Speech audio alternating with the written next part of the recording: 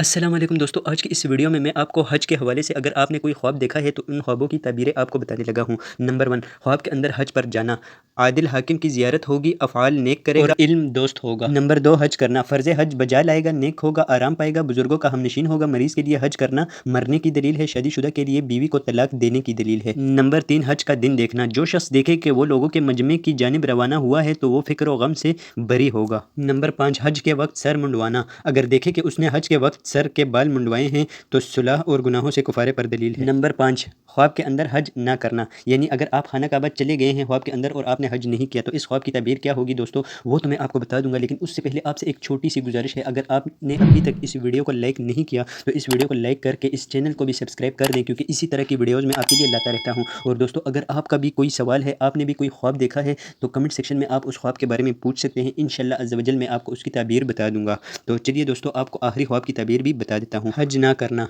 अगर कोई देखे कि हज इस पर फ़र्ज़ हो चुका है लेकिन वो हज नहीं करता तो ताबीर है कि साहिब ख्वाब अल्लाह ताला की नेमतों की नाशुक्री कर रहा है और अमानतों की अदायगी से इनकार कर रहा है।